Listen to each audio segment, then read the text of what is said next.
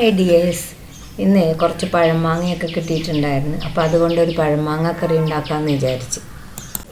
ഞാനിന്ന് സാധാരണ ഉണ്ടാക്കണ പോലെയല്ല ഉണ്ടാക്കണത്, ഇത്തിരി കൂടി വ്യത്യസ്തമായ രീതിയിലാണ് ഉണ്ടാക്കണത്. അപ്പോൾ നമുക്കത് ഉണ്ടാക്കണം എങ്ങനെയാണെന്ന് നോക്കിയാലോ.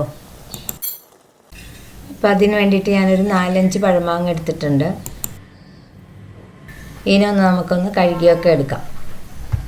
ഇപ്പോൾ പഴമാങ്ങ എല്ലാം ഞാൻ കഴുകി വൃത്തിയാക്കി എടുത്തിട്ടുണ്ട്. ഇതെല്ലാം ഞാൻ മുറിച്ച് ചട്ടിയിലേക്ക് ആക്കി എടുക്കുന്നുണ്ട്.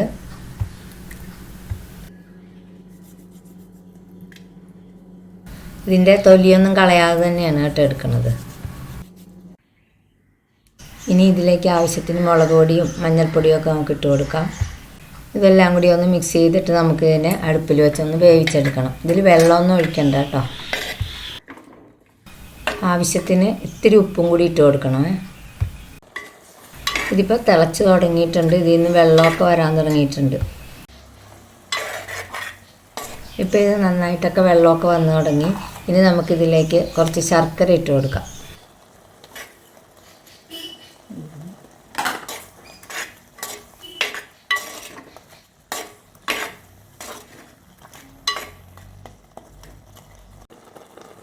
ഇനിയിപ്പോൾ ഈ ശർക്കരയൊക്കെ ഉരുക്കി ഇതിൽ നന്നായിട്ട് പിടിച്ച് ഒന്ന് തിളച്ചൊക്കെ വരട്ടെ. അപ്പോൾ നമ്മൾ ശർക്കരയൊക്കെ ഉരുക്കി വരുമ്പോഴേക്കും നമുക്കിതിന് വേണ്ട അരപ്പ് തയ്യാറാക്കിയെടുക്കാം. അതിന് വേണ്ടിയിട്ട് ഒരു അരമുറി തേങ്ങയോളം ഞാൻ ചിരണ്ടി എടുത്തിട്ടുണ്ട്. അതിലേക്ക് കുറച്ച് ജീരകവും ഒരു പച്ചമുളകും കുറച്ച് മഞ്ഞൾപ്പൊടിയൊക്കെ ഇട്ട് നമുക്ക് നന്നായിട്ടൊന്ന് അരച്ചെടുക്കണം. നമ്മുടെ അരപ്പൊക്കെ ഇവിടെ തയ്യാറായിട്ടുണ്ട്.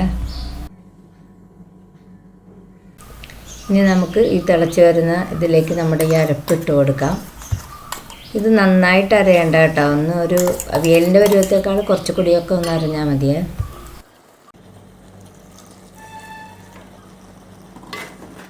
ഇതെല്ലാം കൂടി മിക്സ് ചെയ്ത് ഒന്നും കൂടി നമുക്കൊന്ന് പതുക്കെ തിളപ്പിച്ചെടുക്കാം. ഇതിലേക്ക് ഞാനൊരു 2 ടേബിൾ സ്പൂണോളം തൈരും കൂടി ചേർത്ത് കൊടുക്കുന്നുണ്ട്. തൈര് ചേർക്കണമെന്നൊന്നുമില്ല. ഇത് തൈര് ചേർക്കാതെ സാധാരണ വയ്ക്കണത്.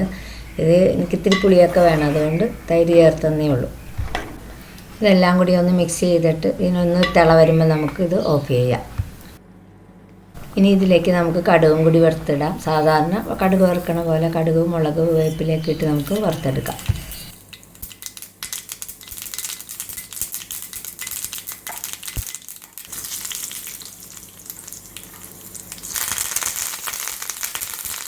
ഇപ്പോൾ നമ്മുടെ പഴമാങ്ങ കറിയുടെ റെഡി ആയിട്ടുണ്ട്. ഇത് മധുരം മാത്രമുള്ള കറിയാണ്, തൈര് ചേർക്കണമെന്നില്ല. ഇത് പെട്ടെന്ന് തന്നെ വയ്ക്കാവുന്ന ഒരു കറിയാണ് കേട്ടോ. അപ്പോൾ ഇനി നമുക്ക് അടുത്ത വീഡിയോയിൽ കാണാം.